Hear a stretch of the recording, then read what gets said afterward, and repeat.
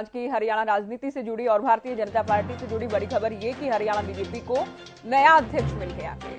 जी हाँ, नायब सिंह सैनी को हरियाणा बीजेपी का अध्यक्ष बनाया गया है। आप जानते हैं कुरुक्षेत्र से सांसद हैं नायब सिंह सैनी और ओम प्रकाश धनखड़ को राष्ट्रीय सचिव बनाया गया है। ओम प्रकाश धनखड़ ने नायब सिंह सैनी को बधाई दी है। तो नायब सिंह सैनी जो कि वर्तमान में कुरुक्षेत्र लोकसभा से सांसद हैं, इससे पहले नारायणगढ़ से विधायक रहे, पिछली बीजेपी सरकार में राज्य मंत्री रहे हैं, सीएम के करीबी भी माने जाते हैं, ओबीसी समुदाय से आते हैं और कई समीकरण साधने का प्रयास इस नाम और इस चेहरे के साथ कहीं न कहीं पार्टी हाईकमान की ओर से किया गया है। ये बड़ी खबर दिल्ली से आपको दे दें, ये लेटर भी आप देख रहे हैं जो कि नई जिम्मेदारी का है, संगठन में सबसे बड़े बदलाव का है। तो बीजेपी की हरियाणा इकाई में सबसे बड़ा बदलाव, पार्टी की राज्य इकाई की जिम्मेदारी, बीजेपी इकाई की जिम्मेदारी हरियाणा में नायब सिंह सैनी को दी गई है। ओम प्रकाश धनखड़ जिनका अभी पिछले दिनों कार्यकाल खत्म हुआ पार्टी अध्यक्ष के नाते, प्रदेश अध्यक्ष के नाते, अभी इनको बदले जाने की सुगबुगाहट भी थी, चर्चाएं थी और आज जब इनकी ओर से कहा गया पत्रकारों से बातचीत के दौरान कि दूसरे राज्यों में भी बदले गए हैं और यहां भी बदला जा सकता है, उन्हें कोई आपत्ति नहीं है। पहले भी अलग अलग जिम्मेदारियों में रहे हैं और अब भी कोई भी जिम्मेदारी संगठन में निभाने को तैयार हैं। तो ये दो तस्वीरें नायब सिंह सैनी को आप देख रहे हैं, कुरुक्षेत्र के बीजेपी सांसद, अब नई जिम्मेदारी पार्टी प्रदेश अध्यक्ष की। साथ साथ हम ये हाईकमान की ओर से जो लेटर जो जारी किया गया है वो भी हम आपको दिखा रहे हैं। तो आज ही देखिए सरकार के 9 साल और ओपी धनखड़ की ओर से प्रेस वार्ता की गई। ओपी धनखड़ को राष्ट्रीय सचिव बना दिया गया है, प्रदेश अध्यक्ष बनाए गए हैं नायब सिंह सैनी। नायब सिंह सैनी जो कि पिछले सरकार की आप बात करें, पिछले कार्यकाल की बात करें, नारायणगढ़ से जीते तो कैबिनेट में जगह इनको दी गई, राज्य मंत्री रहे और लोकसभा चुनाव कुरुक्षेत्र से लड़ा, चुनाव जीता और अब पार्टी संगठन की हरियाणा पार्टी इकाई की आप कह सकते हैं कि सबसे बड़ी जिम्मेदारी ने दी गई है, प्रदेश अध्यक्ष बना दिए गए हैं। तो ओपी धनखड़ की जगह नायब सिंह सैनी प्रदेश अध्यक्ष बने। ओम प्रकाश धनखड़ को भी हालांकि जिम्मेदारी दी गई है, राष्ट्रीय सचिव बनाया गया है ओपी धनखड़ को। ओम प्रकाश धनखड़ भी देखिए हरियाणा बीजेपी के बड़े नेता, अलग अलग जिम्मेदारी संगठन में निभाते आए हैं। इससे पहले किसान मोर्चा के अध्यक्ष रहे, फिर बादली से चुनाव जीता, वरिष्ठ कैबिनेट मंत्री पिछली सरकार में रहे। हालांकि इस बार ये अपनी सीट नहीं बचा पाए थे 2019 के चुनाव में, लेकिन पार्टी संगठन में सबसे बड़ी जिम्मेदारी इनके पास रही, प्रदेश अध्यक्ष बने। अब ये बदलाव कर दिया गया है और बदलाव ये कि ओपी धनखड़ की जगह नायब सिंह सैनी पार्टी प्रदेश अध्यक्ष बनाए गए हैं।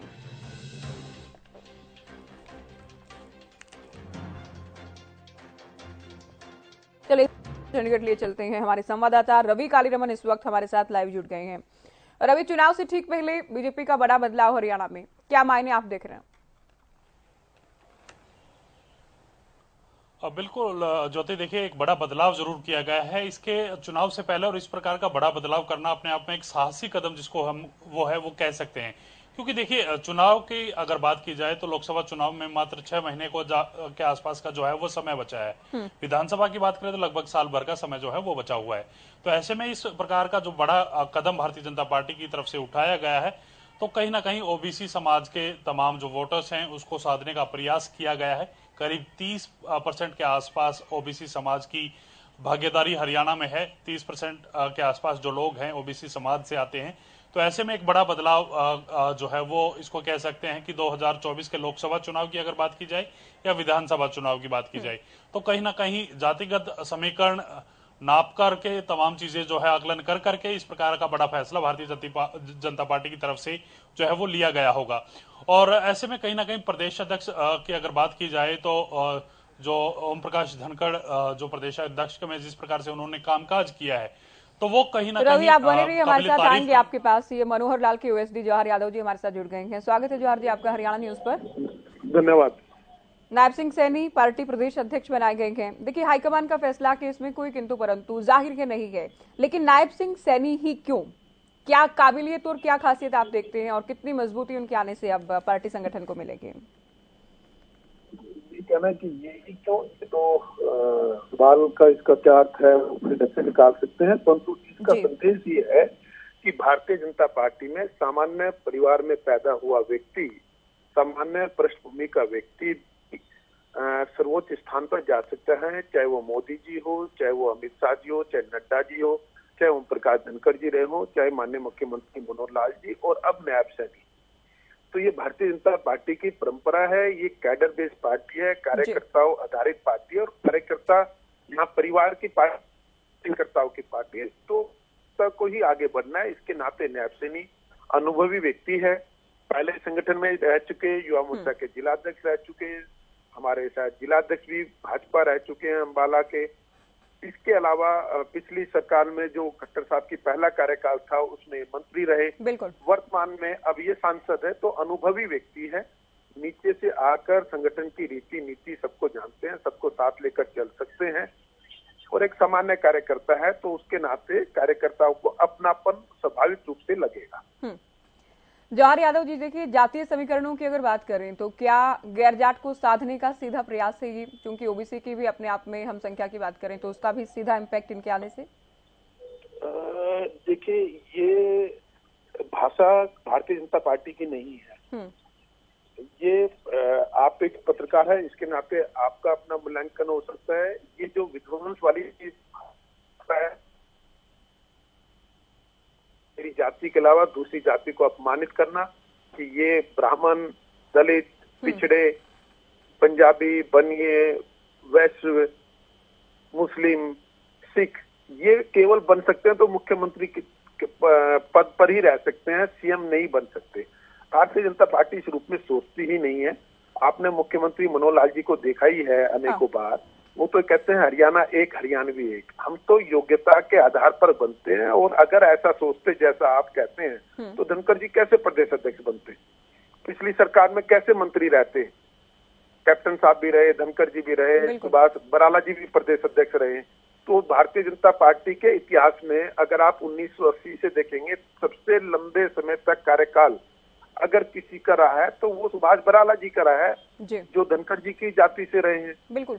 और देखिए जवाहर जी, माफी के साथ आपको बीच में टोकते हुए, अब भी उनको जिम्मेदारी दी गई है, राष्ट्रीय सचिव बनाया गया है, तो कहीं ना कहीं जाट समुदाय को भी साथ लेकर चलने का प्रयास रहेगा, क्योंकि चुनाव के लिहाज से बात कर रहे हैं। इससे क्या जाट समुदाय आ जाएगा और ये नहीं होगा तो क्या छिटक जाएगा हमसे? नहीं, संदेश तो जाता ही है ना राजनीति में। नहीं, ये सोच ही हमारी, ये सोच ही नहीं है ना जी। हम तो कहते हैं हरियाणा एक, हरियाणवी है।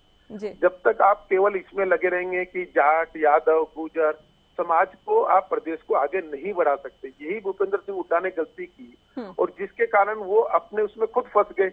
और आज स्थिति यह है कि 80% लोगों ने तुरंत प्रतिक्रिया दी और वो उनके गले की हड्डी बन गई, जिसके कारण उनको ये भी कहना पड़ा कि मेरी जाति का व्यक्ति भी डिप्टी सीएम बन सकता है।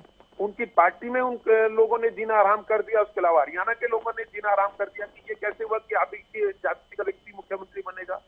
क्या यादव में योग्यता नहीं है, सैनी में नहीं है, दलित में नहीं है, कुम्हार में नहीं है, लुहार में नहीं है, सुनार में नहीं है? तो ये जो जातिवादी राजनीति करते हैं वो हरियाणा में आज हाशिए पे चले जाएंगे और इसका हुड्डा साहब एक सीधा जागता उदाहरण है। ठीक है, जो हाशिए पे चले गए हैं। सर बहुत शुक्रिया, आप हमारे साथ जुड़े। तो हरियाणा विधानसभा के डिप्टी स्पीकर रणबीर गंगवा भी हमारे साथ जुड़ गए हैं। स्वागत है आपका हरियाणा न्यूज पर। जी नमस्कार। जी नमस्कार। नायब सिंह सैनी प्रदेश अध्यक्ष बना दिए गए हैं हरियाणा बीजेपी के, कैसे देख रहे हैं आप इस बदलाव को? कितनी मजबूती पार्टी संगठन को मिलेगी चुनाव के लिहाज से? मैं नायब सिंह सैनी जी को बहुत बहुत बधाई देता हूं, उनको नए दायित्व को लेकर के। और निश्चित रूप से संगठन के अंदर बदलाव होते रहते हैं। नायब सिंह सैनी जी हमारे बहुत ही सीनियर नेता है और उनके नेतृत्व में और मजबूत होगी। धनखड़ जी भी लगातार पिछले उनका कार्यकाल बहुत अच्छा रहा और लगातार पूरे हरियाणा प्रदेश के अंदर घूमकर उन्होंने संगठन को मजबूत किया है और उस मजबूती को और आगे ले जाने का काम नायब सिंह जी के नेतृत्व में संगठन करेगा।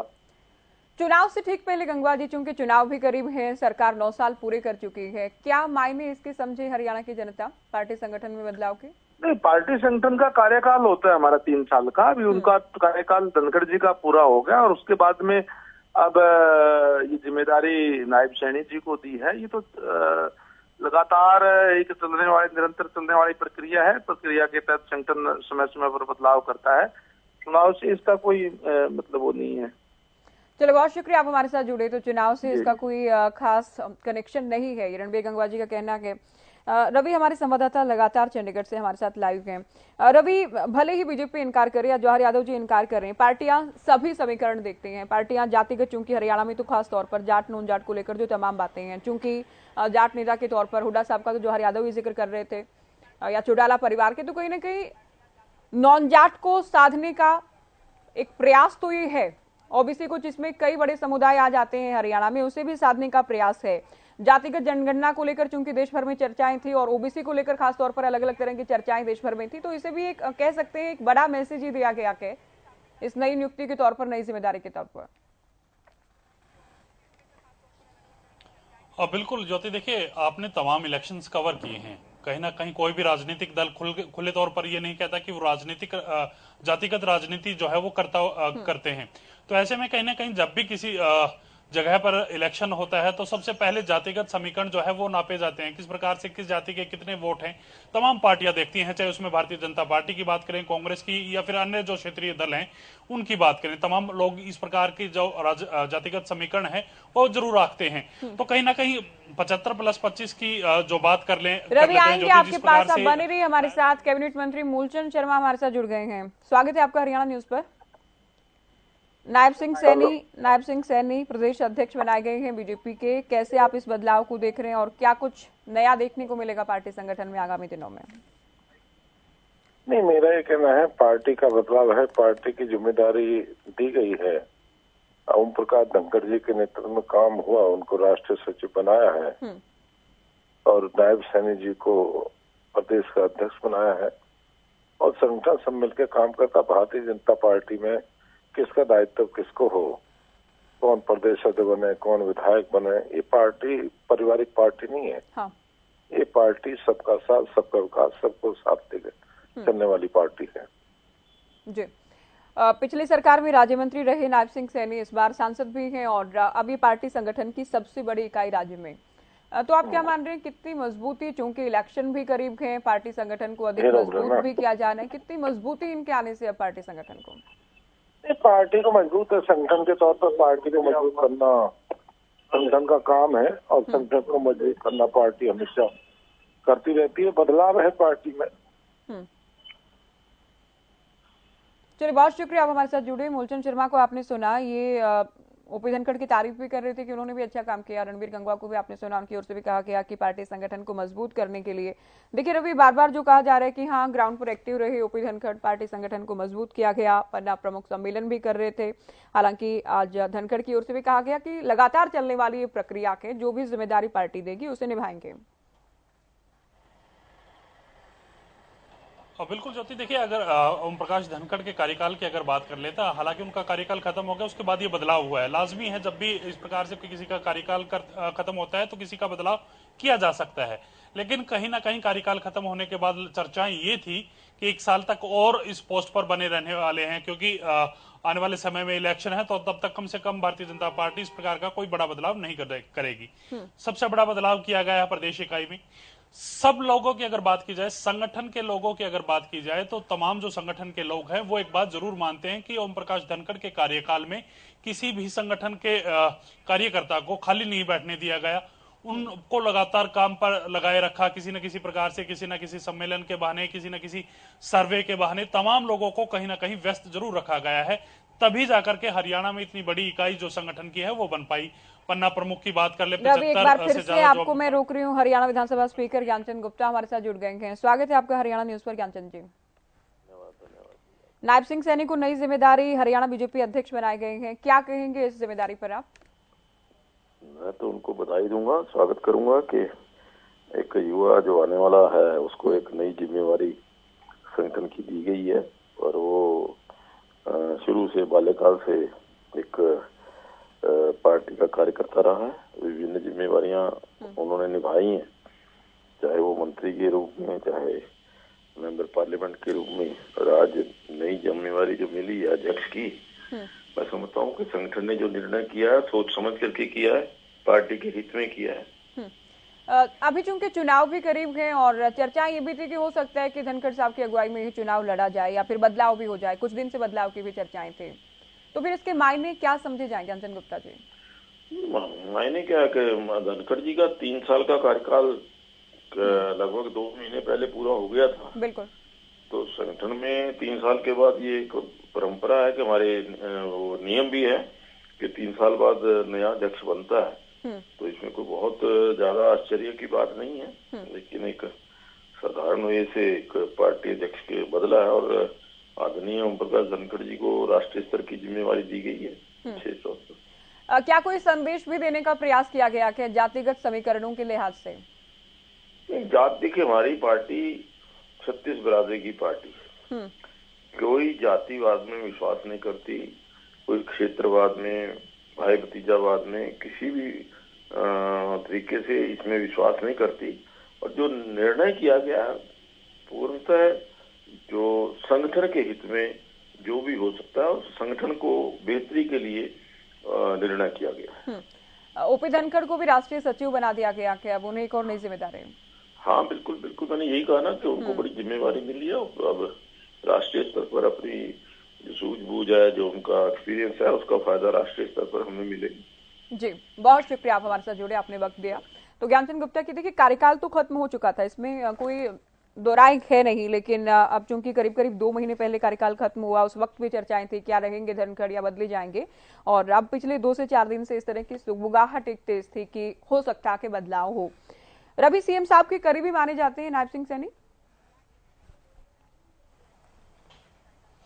बिल्कुल ज्योति, देखिए बहुत करीबी जो माने जाते हैं, अच्छे गुड बुक्स में सीएम साहब के नायब सिंह सैनी आते हैं। और ऐसे में कहीं ना कहीं अब संगठन को लेकर जिस प्रकार से आगे बढ़ा जाएगा, या फिर यूं कह लीजिए सरकार के कामकाज को लेकर जिस प्रकार से आगे बढ़ा जाएगा, तो कहीं ना कहीं संगठन और जो सरकार का जो तालमेल है वो और बेहतर नजर आएगा पहले के मुकाबले। ये जरूर होने वाला है, क्योंकि बिल्कुल नजदीक है, अच्छे गुड बुक्स में हैं, तमाम चीजों को समझ रखते हैं। पहले जो है मंत्री रह चुके हैं सरकार में, तब भी सीएम साहब की गुड बुक्स में रहे हैं। अब की बात करें तो सांसद हैं, संगठन में भी काम कर रखा है, तो संगठन के तौर पर भी परिपक्व है। तो ऐसे में कहीं ना कहीं संगठन और सरकार का जो तालमेल आने वाले समय में देखने को मिलेगा वो बेहतर मिलेगा। दूसरी बात ज्योति, जिस प्रकार से संगठन अभी तक बना हुआ है, सबसे बड़ी चुनौती ये रहने वाली है, अगर संगठन को एज इट इज कंटिन्यू आगे करके बढ़ा जाता है तो बहुत इजी हो जाएगा नायब सिंह सैनी के साथ के लिए भी कि संगठन को तमाम ऊंचाई जो अभी तक मिली हुई है उसी के साथ आगे बढ़ते हैं, तो इजी रहने वाला है।